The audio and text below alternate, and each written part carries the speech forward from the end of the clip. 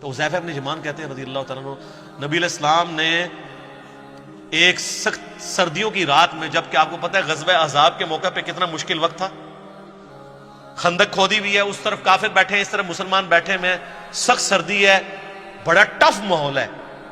نبی علیہ السلام نے کہا کون ہے جو اٹھے اور جا کے کافروں کی جاسوسی کرے اور جنت میں اپنے نبی کا پڑوس حاصل کر لے. ہائے ہائے ہائے، یہ سارے ناتوں لے کہتے ہیں محکل ہو جڑا سی کر کے. یہ کہنا آسان ہے، غلامی رسول میں جو داڑھی نہیں رکھ رہا اس کو موت کہاں سے قبول ہونی ہے؟ غلامی رسول میں جو فجر کی نماز نہیں اٹھ کے پڑھ سکتا بستر چھوڑ کے، اس نے موت کہاں سے قبول کرنی ہے؟ حضرت حذیفہ ابن یمان کہتے ہیں کہ اتنی بڑی بشارت سن کے بھی کوئی ایک صحابی بھی نہیں تھا جو کھڑا ہو، اس لیے کہ سخت سردی کی رات تھی، لوگ چاہتے تھے کسی اور کی ڈیوٹی لگ جائے.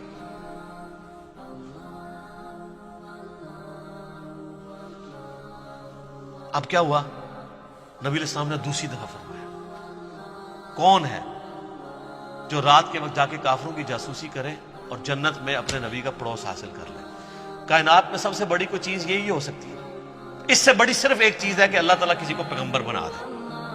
پیغمبر بننے کے بعد اگر دوسرے نمبر پہ کوئی فضیلت ہے تو جنت میں ہمیشہ کا پڑوس پیغمبر ہوگا.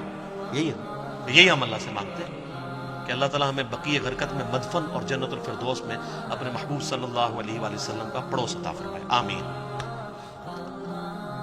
حضرت حذیفہ کہتے ہیں دوسری بار بھی کوئی نہیں کھڑا ہوا، تیسری دفعہ بھی کوئی نہیں کھڑا ہوا، چوتھی دفعہ نبی علیہ السلام فرمایا حذیفہ. آپ کہتے ہیں میں نے دل میں کہا لو جی مارے گے، اب تو جانا ہی پڑے گا، میری ڈیوٹی لگی، کیونکہ اب تو بائی نیم حکم آ گیا نا. کیونکہ یا رسول اللہ، فرمایا جاؤ، اور ساتھ کہا کہ دیکھنا چھیڑخانی کوئی نہیں کرنی، جتنا کام کا ہے اتنا ہی کرنا ہے. کہتے ہیں میں اٹھا، اب سوچ رہا تھا سخت سردی ہے ریگستان کی، باہر جا کے کیا بنے گا میرا. کہتے ہیں اللہ کی قسم جب میں اٹھا تو مجھے لگا میں گرم حمام میں داخل ہو گیا ہوں. میرے اوپر کسی نے نا کوئی گرم رضائی اوڑھ دی ہے سخت سردیوں میں. اور کہتے ہیں میں اسی طرح باہر گیا پھرتا رہا، ٹھنڈ ختم ہی ہو گئی. اور کہتے ہیں میں نے دیکھا کافر رات کے وقت بیٹھ کے اپنے وہ جو تیر ہیں ان کی جو نوکیں ہیں ان کو تیز کر رہے ہیں، کوئی برچھیوں کو تیز کر رہا ہے. اور کہتے ہیں میں نے ابو سفیان کو بھی دیکھا، اور میں ایک تیر چلاتا اس کا کام تمام کر سکتا تھا رات کے وقت. وہ میرے نشانے پہ تھا، اس کو تو نظر بھی نہیں آ رہا تھا کہ میں اس کے پاس پہنچ چکا ہوں. لیکن پھر مجھے نبی علیہ السلام کی نصیحت یاد آئی کہ دیکھیں کوئی کام نواں نہ کھول دیں ہوتے پنڈورا باکس. تو مجھے حضور کی بات یاد آئی تو میں پھر پیچھے ہو گیا. یعنی میں اس لیول کو کراس نہیں کیا، ایفیشنسی جھاڑنے کی کوشش نہیں کی، حتیٰ کہ میں نے سب کچھ گنا کتنے لوگ ہیں یہ کر کے واپس آیا. کہتے ہیں جیسے ہی میں نبی علیہ السلام کی مجلس میں داخل ہوا تو وہ جو گرم حمام والا اثر تھا ختم ہو گیا اور مجھے سخت ٹھنڈ لگنا شروع ہو گئی. تو نبی علیہ السلام نے اپنی مبارک چادر میرے اوپر اڑا دی. یہ یعنی معجزہ ظاہر ہوا نبی علیہ السلام کا، یہ صحیح مسلم میں.